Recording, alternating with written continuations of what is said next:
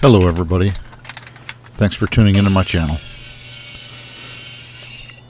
So this project is going to be a skull and crossbones inlay using yellow heartwood and Peruvian walnut.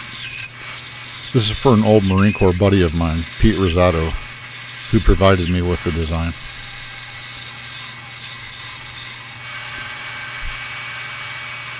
Here I'm just resawing a piece of yellow heart just to get it down to size for the inlay.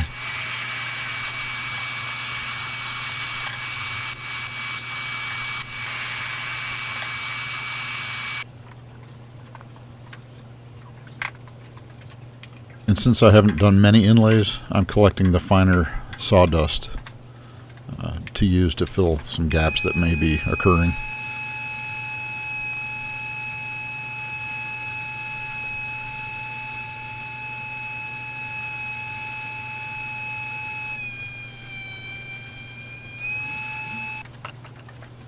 After thickness planing, I'm gluing these two boards together, and they're going to be used to make the skull portion of the inlay.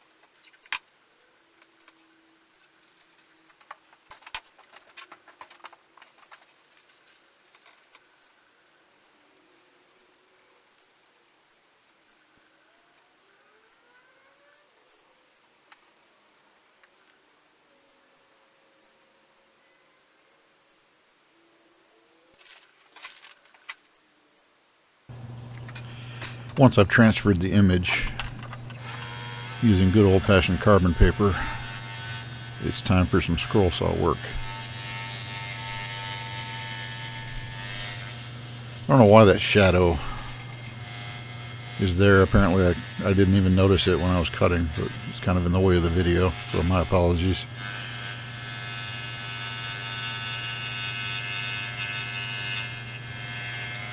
I don't use the scroll saw that often, so it takes a little while to get used to the fast turns that are required. For example.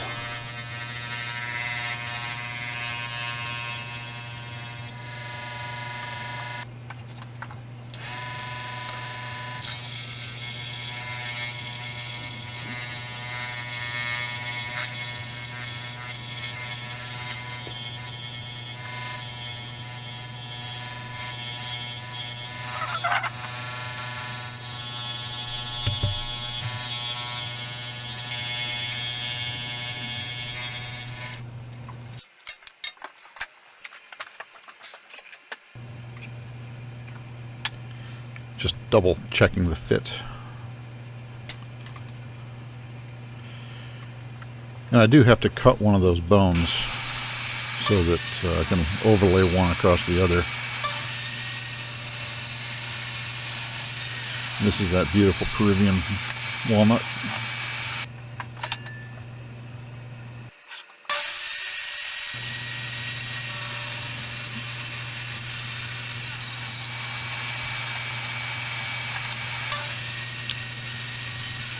I don't have a jointer yet. It's on my list of tools to buy. So I'm just making the edges as flat as possible using the table saw. And it worked out pretty good.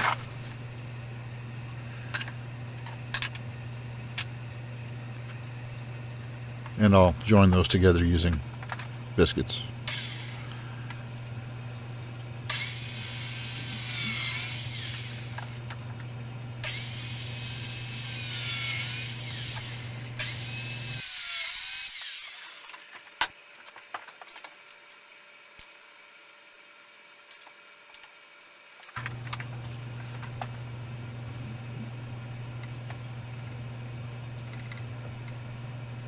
Somebody once commented on one of my previous videos about the ridiculous amount of glue that I use sometimes, and yes, I do.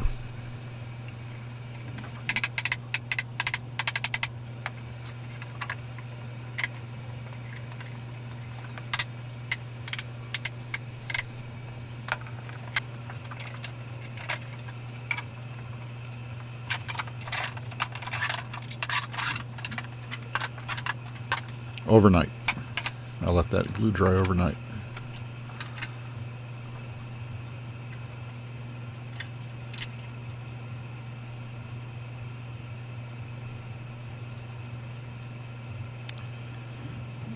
And shortly after I videoed this, I made the cuts required to cross those bones over.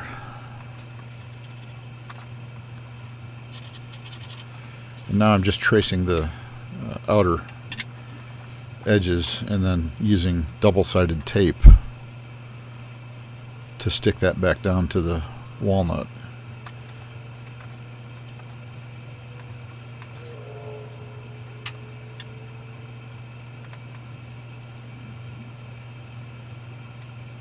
And that's going to keep them in place nicely so that I can basically trace the outline of the bones with a scribing knife. And that way I've got a nice sharp edge cut into the wood that I can use to guide my router bit.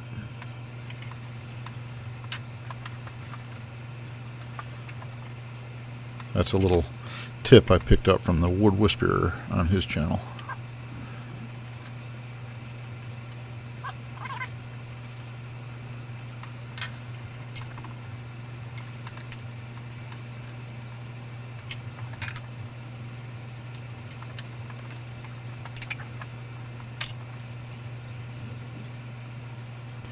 And now I'm tracing over top of all the cuts that I've made into the wood, kind of heavily with a lead pencil. And then once that's done, I'll erase all of that off, going across perpendicular to the cuts as much as I can to push some of that lead down into the cut.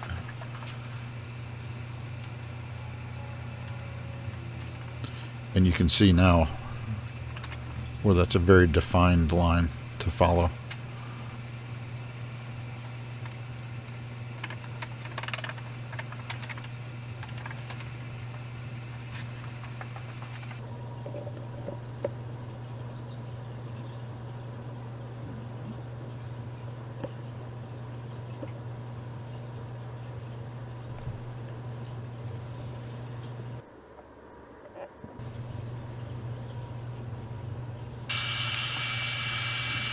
I use the same technique on the skull.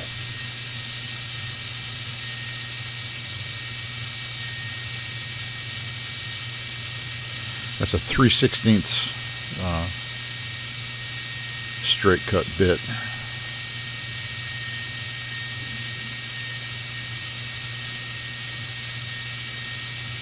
Looks like I'm really moving, but remember, this is at 5 speed.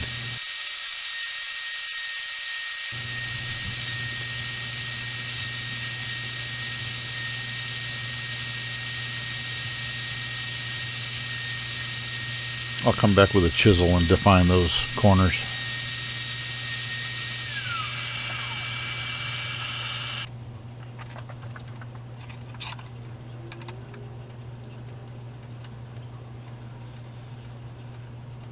Just flattening out some high spots.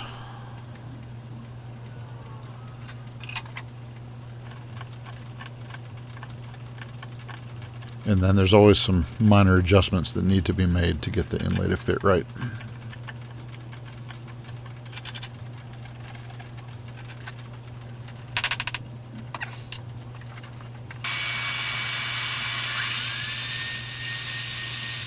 Again at 5 speed. But here I slow it down just to show you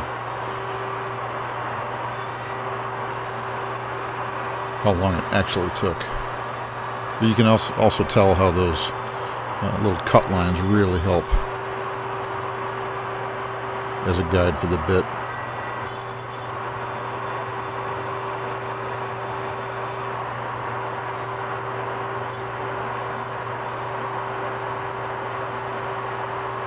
It takes a lot of patience.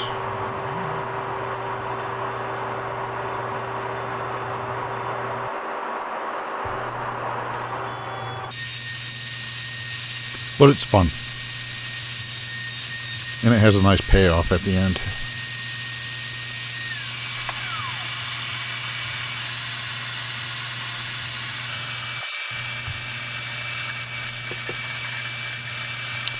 And here I just vacuum away the bigger dust. And I did take the time to collect some of the fine walnut dust, just like I did the yellow heart dust, for use in filling the cracks at the end.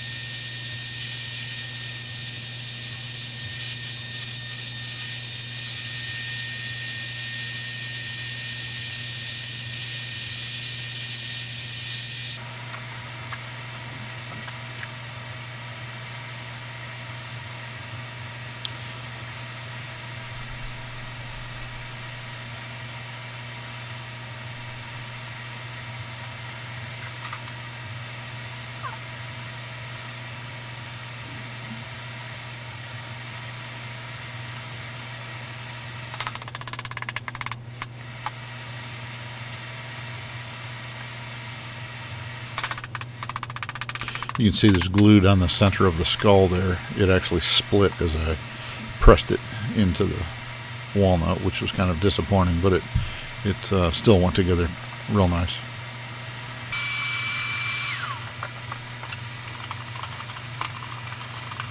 I inlaid it proud so that I would be able to make it nice and flush. I didn't want to inlay it too deep.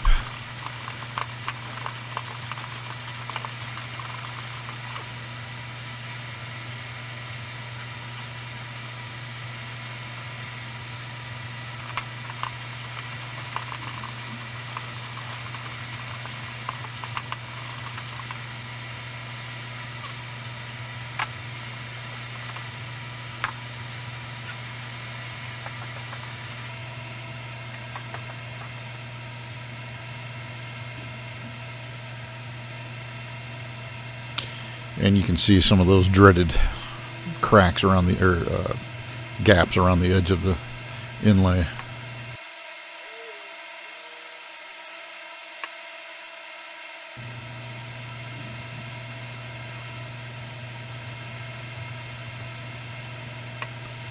But it paid off keeping that dust, as you'll see.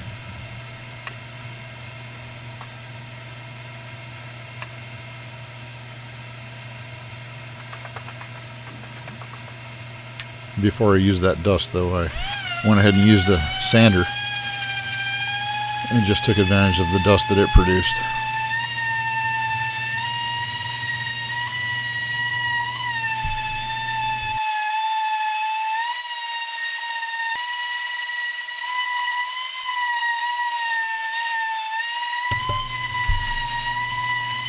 And you can already see that the gaps are disappearing almost completely.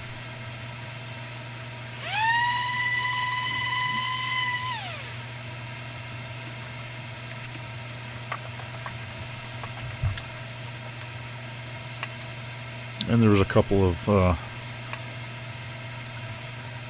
spots with some wider gaps where that dust came in handy. And here you see me pressing it in, mixing it with glue.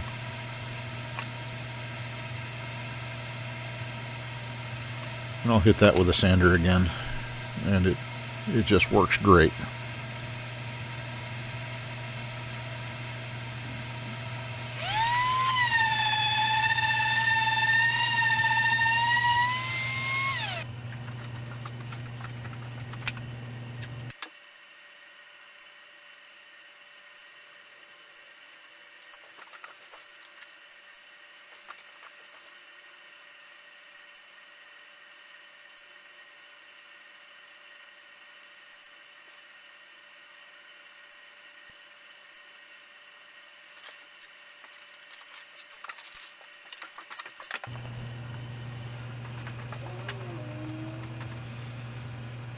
And here, since I don't have a piece of wood to trace around, I'm just using a chip carving knife to put those cuts into the wood before I take the router to it.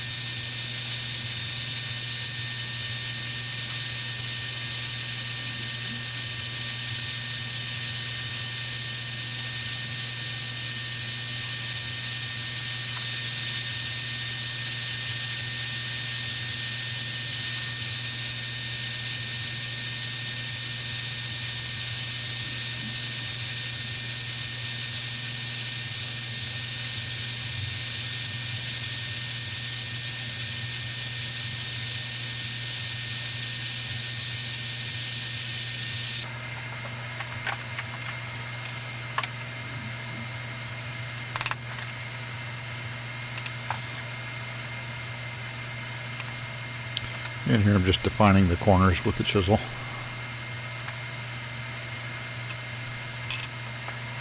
I had thoughts of inlaying walnut into those eyes, but then kind of figured a skull ought to have deep set hollow eyes.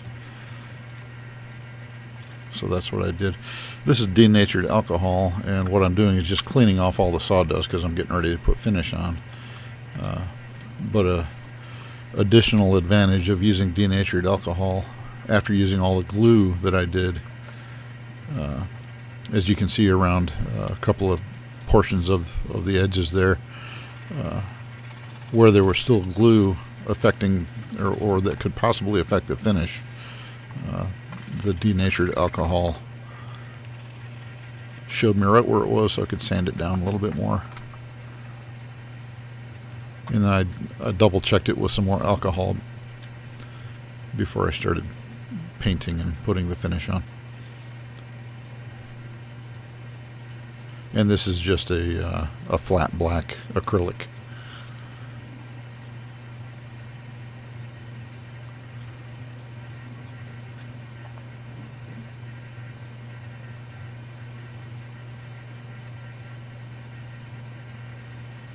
Just basically one thick coat, leaving some paintbrush marks in there, just for that handmade appearance. And here I'm just making the final cut,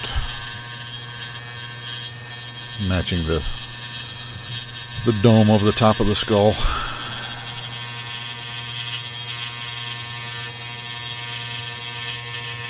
And my fingers are going to look close to this blade, but they're safe. Especially here, it looks like I'm cutting right into my fingers, but I'm not. They're a good solid inch and a half away.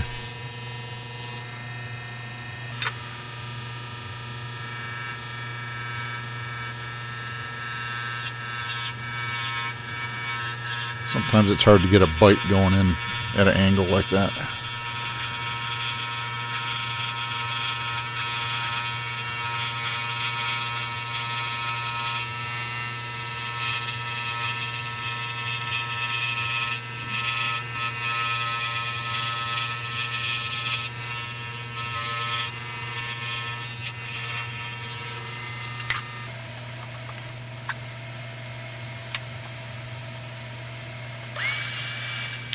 Just vacuuming out all the dust right before I put the finish on. And this is a fast drying satin polyurethane. And the first coat is sprayed on. The next 3 coats are hand rubbed.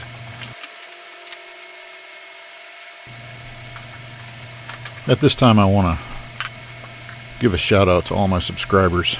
I really appreciate your interest in my work, in my channel, and just supporting me by subscribing and watching my videos. It really means a lot to me. It's just unbelievable. I'm going to keep the videos coming. So if you haven't subscribed, please do.